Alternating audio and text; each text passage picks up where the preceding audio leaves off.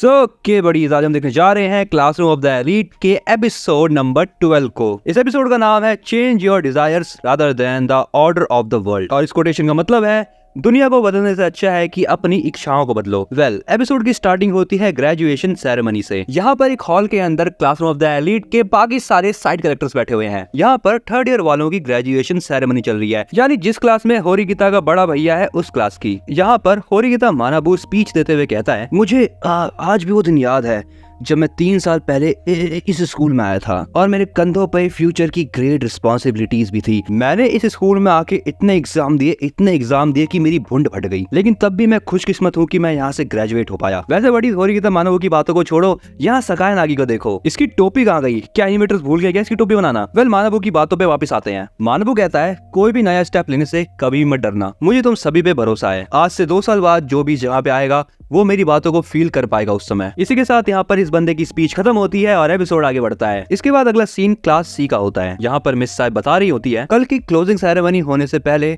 मुझे यहाँ पर तुमसे कुछ बातें करनी है। इसके बाद वो सभी स्टूडेंट्स को एक समरी देती हैं। वो ये बताती है कि इस पूरे साल में इन बच्चों के साथ अभी तक क्या क्या हुआ। सबसे पहली बात यहाँ पर यह है कि इन लोगों ने क्लास ए वालों को टक्कर की फाइट दी, इसीलिए इन लोगों में थोड़ी सी डेवलपमेंट हुई है। अभी ईके यहाँ पे कहता है, मैम अब तो हम क्लास डी में वापस जाने वाले हैं। क्लास में बाकी बच्चे भी ये बात कर रहे होते हैं कि वो अभी तो क्लास सी में आए थे, अब वो फिर से क्लास डी में जा रहे हैं। मिस साई कहती है, हाँ ये बात तो सही है कि तुम फिर से क्लास डी में जाने वाले हो, लेकिन अब तुम पहले से ज्यादा मैच्योर हो चुके हो क्योंकि तुमने पूरे फर्स्ट ईयर में बहुत सारे क्लास पॉइंट गेन किए हैं। ये कहता है, मैम आप हमारी इतनी तारीफ कर रहे हो, मुझे तो बड़ा अजीब सा लगने लग रहा है। अब सच बताना, हमारी भुंड फाड़ने के लिए आप नया एग्जाम लेने वाली हो ना हमारा? मिस साई कहती है, अरे नहीं के पुत्र, मैं ये कह रही हूँ कि तुम्हारी क्लास तो मैच्योर हुई है, लेकिन तुम्हारे साथ साथ बाकी क्लासेस भी मैच्योर हुई हैं। अब ये चीज तुम्हारे एफर्ट्स पे डिपेंड करती है कि अब तुम हायर क्लास में जाने की एबिलिटी रखते भी हो या नहीं रखते। वैसे आज थैंक यू पार्टी है और आज कोई क्लास नहीं होने वाली, तो जाओ मौज काटो। और हाँ, क्लास नहीं होगी लेकिन स्कूल होगा। इसके बाद अगला सीन बाहर का होता है। यहाँ पर होरिगिता इचिनोसे से कुछ बात कर रही होती है। वो कहती है, शायद तुम्हें फाइनल स्पेशल एग्जाम में बहुत ज्यादा दिक्कतें आई। इचिनो बताती है कि रुएन की परफॉर्मेंस ने उसे हिला के रख दिया और इसी रीजन से इनकी क्लास भी हार गई। होरिगिता कहती है, मैंने सुना कि क्लास के बहुत सारे बच्चे बीमार पड़ गए। इचिनो बोलती है, हाँ ये सारा का सारा प्लान शायद रुएन का ही था, लेकिन हमारे क्लास को हरवाने का सबसे बड़ा रीजन मैं ही थी। यहाँ पर हमें दिखाया जाता है कि जब गेम का 6th राउंड चल रहा था तब वो गेम था जूडो का, जिसके अंदर रुएन ने एल्बर्ट को भेज दिया। ये चीज देख के इचिनोसे किसी भी स्टूडेंट को सिलेक्ट नहीं कर पाई, जिसके वजह से उनकी एंट्री खाली रह गई और ये लोग इस राउंड को हार गए। होरिगिता कहती है, अगर तुम्हें ये चीज एक इश्यू लगी तो तुम्हें ये बात स्कूल वालों को बतानी चाहिए थी। इचिनोसे कहती है कि वो इस इंसिडेंट को एक लेसन की तरह लेगी, क्योंकि अगर ये सेम चीज इनके साथ 2nd या 3rd ईयर में हुई तो इनकी क्लास बहुत ज्यादा दिक्कत में आ जाएगी। लेकिन अभी के लिए इचिनोसे को इस चीज से कोई भी दिक्कत नहीं है। होरिगिता भी कहती है कि अगर ऐसी बात है तो वो बोलने वाली कौन होती है फिर? इसके बाद इचिनोसे कहती है, मैंने सुना है कि तुमने क्लास ए वालों को बहुत अच्छी फाइट दी, तुम्हारी क्लास भी धीरे धीरे बहुत स्ट्रांग हो रही है, लगता है कि हमारी क्लास को भी तुम्हारी क्लास से बच के रहना पड़ेगा। होरिगिता कहती है, हाँ मैं भी यही सोच रही हूँ, क्योंकि मैं चाहती हूँ कि अगले साल से हम एक दूसरे की मदद करना बंद कर दें। इचिनोसे कहती है, उसे पता था कि होरिगिता यही चीज कहने वाली है, लेकिन इचिनोसे यहाँ पे चाहती है कि वो दोस्ती यारी बना के रखे। होरिगिता कहती है, नहीं मैंने सोच लिया है कि हम अगले साल क्लास बी वालों को भी पीछे पछाड़ दें। बट मुझे यहाँ पे लगता है कि हमें होरिगिता से ये वाला एटीट्यूड सीखना चाहिए, एकदम बोल्ड एटीट्यूड। होरिगिता की बात सुन के इचिनोसे को भी शौक लग जाता है। होरिगिता ये भी कहती है, अगर उन्हें क्लास ए को ओवरटेक करना है तो उसके लिए उन्हें क्लास ए के पॉइंट रेंज में आना पड़ेगा। इचिनोसे कहती है, यार तुम तो बहुत सीरियस हो। होरिगिता कहती है कि हम तुम्हारे लिए बहुत ज्यादा ग्रेटफुल हैं जब तुमने हमारी मदद करी तब। इसके बाद इचिनोसे कहती है, तो फिर अगले सेशन से हम दोनों फ्रेंडली एनिमीज हुए। इसके बाद ये दोनों हाथ मिलाते हैं और बगल में बैठा हुआ आयानो कोजी चुस्की मारते हुए सोचता है, इनकी वैण का। इसके बाद अगले सीन में आयानो कोजी होरिगिता से कहता है, क्या तुम थैंक यू पार्टी में जा रही हो? होरिगिता कहती है, अगर तुम्हारे पूछने का मतलब यह है कि मैं अपने भाई को देखने जा रही हूँ या नहीं जा रही, तो मेरा इन सब चीजों का कोई प्लान नहीं है। पर आयानो कोजी बोलता है, ये तुम्हारा चांस है कि जब तुम अपने भाई से अच्छे से बात कर पाओ। होरिगिता कहती है कि तुम्हारा इस चीज से कोई भी लेना देना नहीं है। आयानो कोजी बोलता है, तुम्हारा नहीं पता, लेकिन मैं तुम्हारे भाई से मिलने जरूर जा रहा हूँ। ये सुनकर होरिगिता चलते चलते रुक जाती है। इस पर आयानो कोजी कहता है, क्यों क्या हुआ, तुम्हें इस चीज से कोई दिक्कत है? होरिगिता कहती है, नहीं मुझे क्या दिक्कत होगी। यहाँ पर होरिगिता वहाँ से जाने लगती है और आयानो कोजी मनी मन सोचता है, इन सब चीजों से पहले मुझे यहाँ पर एक और काम करना है। यहाँ पर हमें एक फ्लैशबैक दिखाया जाता है जहाँ पर आयानाकोजी सगाई नागी के फादर से बात कर रहा होता है। सगाई नागी के फादर आयानाकोजी को बताते हैं कि उन्हें हाउस अरेस्ट कर दिया गया है क्योंकि उनके ऊपर फ्रॉड के एलिगेशंस हैं। इसीलिए वो सुकीशिरो के बारे में आयानाकोजी की कोई मदद नहीं कर सकते। आयानाकोजी बोलता है अगर मैं सुकीशिरो की शर्तों पे चलता रहा तो पूरे स्कूल को दिक्कत हो सकती है। सगाई नागी के फादर इस पर कहते हैं अगर तुम्हें कोई मदद चाहिए तो तुम माशिमा के पास जा सकते हो, वो तुम्हारी हेल्प कर देगा। जैसे कि तुम जानते हो कि ये पूरा स्कूल सर्विलांस कैमरा से भरा हुआ है,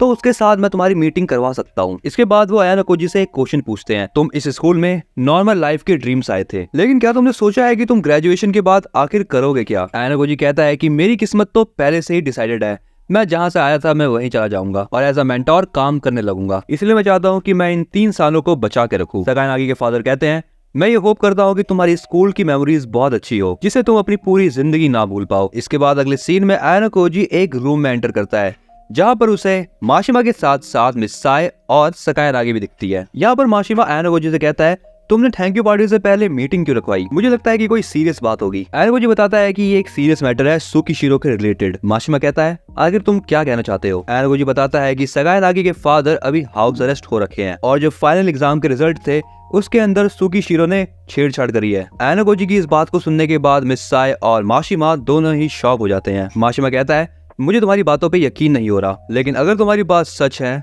तो हम तुम्हारी बातों को नजरअंदाज नहीं कर सकते। मिस साए बताती है कि आज ही माशिमा की सैलरी कट हुई है क्योंकि मिस्टर माशिमा ने फाइनल स्पेशल एग्जाम के अंदर रूल्स को वॉयलेट करा है। मिस साए बताती है कि ये वही मैच था जिसके अंदर क्लास बी और क्लास डी के अंदर जूडो मैच होना था। सगाई नागी यहाँ पे समझ जाती है कि अगर उन दोनों के बीच में जूडो का मैच होता तो एक बड़ा हादसा हो सकता था। मिस साए कहती है ये चीज हो सकती है कि ये बात मिस्टर सुकीशिरो को पसंद नहीं आई। मिस्टर माशिमा यहाँ पर ये बताते हैं कि स्टूडेंट की सेफ्टी ही टीचर की प्रायोरिटी होती है, इसीलिए मिस्टर माशिमा आयानाकोजी की हेल्प करेंगे। मिस साए कहती है अगर माशिमा तुम्हारी हेल्प करेंगे तो मैं भी तुम्हारी हेल्प करने के लिए तैयार हूँ। इसके बाद सगाई नागी भी आयानाकोजी की मदद करने के लिए तैयार हो जाती है, लेकिन बस तभी तक जब तक सुकीशिरो बाहर ना निकल जाए। मिस साए कहती है चलो अगर ये सारी बातें हो गई हो तो थैंक यू पार्टी शुरू की जाए। स्टूडेंट्स पहले जाएंगे और हम टीचर्स बाद में आएंगे। अगले सीन में मिस साए माशिमा को कह रही होती है ये लड़का एक बहुत बड़ी प्रॉब्लम के बारे में बात कर रहा था। माशिमा कहता है क्या सुकीशिरो को निकाल देने से ये सारी प्रॉब्लम खत्म हो जाएगी? क्योंकि इस चीज की कोई गारंटी नहीं है कि उसके जाने के बाद जो दूसरा आएगा वो अच्छा होगा, और अगर ऐसा हुआ तो आयानाकोजी की दिक्कतें और भी ज्यादा बढ़ सकती हैं। ये भी हो सकता है कि इस चीज का पूरे स्कूल के ऊपर नेगेटिव इम्पैक्ट पड़े, लेकिन मैं ये होप करता हूँ कि मेरी प्रेडिक्शन सही ना हो। अगला सीन होता है पार्टी का,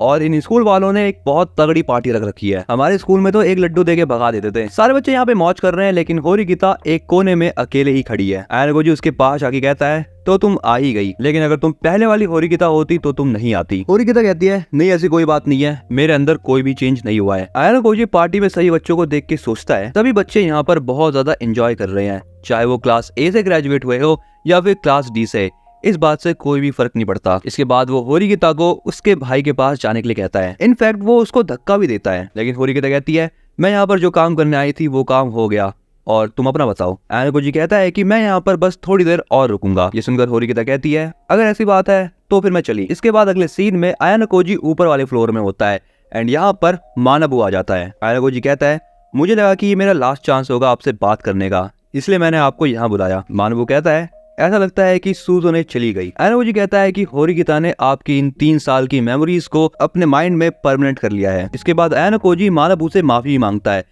वो कहता है कि मुझे और भी ज्यादा मेहनत करनी चाहिए थी सूजोने को स्टूडेंट काउंसिल के अंदर भेजने के लिए। इसके बाद मानवू कहता है मुझे तुम्हारी कुछ हेल्प चाहिए। 31 तारीख को मैं इस वाले स्कूल से जा रहा हूँ, इसलिए सूजने को कहना वो स्कूल के फ्रंट गेट के सामने मेरा वेट करे। इस पर आयानाकोजी बोलता है आप ये बात खुद क्यों नहीं कह देते, लेकिन मानाबू यहाँ पर ये चाहता है कि आयानाकोजी ये बात खुद सूजने को कहे, क्योंकि ये चीज हो सकती है कि सूजने मानाबू के सामने ऑनेस्ट ना रहे। इसके बाद अगले सीन में दिखाया जाता है कि सभी 3rd ईयर के बच्चे स्कूल को छोड़कर जा रहे होते हैं। मतलब हाँ, यहाँ पर ये लोग अपना डोम रूम छोड़कर परमानेंटली स्कूल के बाहर जा रहे हैं। इसके बाद अगले सीन में होरिकिता को दिखाया जाता है। वो यहाँ पर खुद से कह रही होती है आज का दिन लास्ट होगा जब उसका भाई इस वाले स्कूल में होगा, लेकिन वो ये भी सोचती है कि वो अपने भाई को ये शो नहीं कर पाए कि वो कितनी मैच्योर हो चुकी है। इसी के साथ साथ वो ये भी कहती है कि अपने भाई को चेस करना, उसके जैसा बनना, ये सारी चीजें फालतू थी। इसके बाद वो अपने बाल खोलकर कहती है गुड बाय माई फेक सेल्फ। अगले सीन में आयानाकोजी स्कूल के फ्रंट गेट पर मानाबू का वेट कर रहा होता है और तभी यहाँ पर मानाबू भी आ जाता है। आयानाकोजी मानाबू से कहता है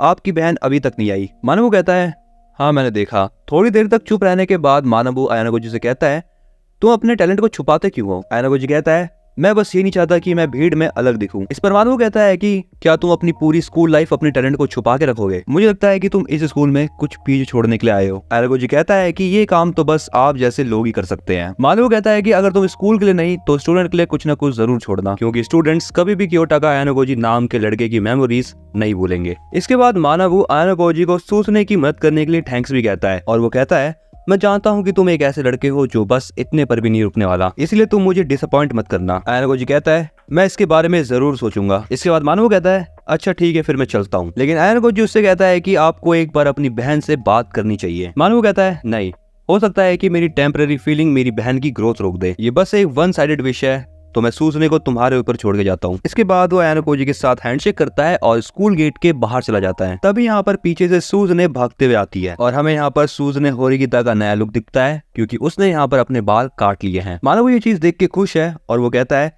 फाइनली तुम बदल गई, या फिर ये कहना सही रहेगा कि तुम पुरानी वाली होरिगिता बन गई। होरिगिता कहती है कि ये चीज करने में मुझे बहुत साल लग गए, लेकिन अब मैं अपने आप चलना सीखूंगी अपने क्लासमेट्स के लिए। लेकिन इसी के साथ मैं इस स्कूल में अपने दोस्तों के साथ कुछ नई चीजें सीखूंगी। मानव यहाँ पर होरिगिता की इस पर्सनैलिटी को देखकर खुश है और वो उससे कहता है, तुम स्ट्रांग बनो और दूसरों के साथ काइंड रहना, और जो भी मैंने किया तुम्हारे साथ उसके लिए हो सके तो मुझे माफ कर देना। यहाँ पर हमें ये बात पता चलती है कि सुजुन ने अपने बाल भी इसलिए बढ़ाए थे क्योंकि उसके भाई ने उससे झूठ कहा था। उसके भाई ने उससे कहा था कि उसे लंबे बाल पसंद है। मानव सुजुन से कहता है, अब से 2 साल बाद मैं तुम्हारा यहीं पर वेट करूंगा। और बडीज यहाँ पर इसी के साथ होरिगिता अपने भाई को फेयरवेल करती है एंड यहाँ पर ये एपिसोड होता है एंड। बडीज अगर तुम्हें ये वाली वीडियो पसंद आई है तो इस वीडियो को लाइक करना बिल्कुल मत भूलना। इस वीडियो में तुम्हें कौन सा पार्ट अच्छा लगा इसके बारे में तुम मुझे कमेंट करके जरूर बताना, और हाँ, अपने दोस्तों के साथ ये पूरी प्लेलिस्ट शेयर कर दो। तब तक के लिए तुम ये वाली वीडियो देख सकते हो या फिर ये वाली प्लेलिस्ट एक्सेस कर सकते हो।